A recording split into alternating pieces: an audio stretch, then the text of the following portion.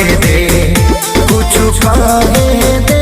अभी बस करी रे बगली रहे दे, अभी बस करी रे बगली रहे दे।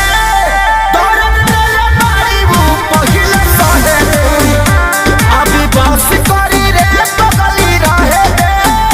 दर्द तेरे मारी वो पहिले सहे दे।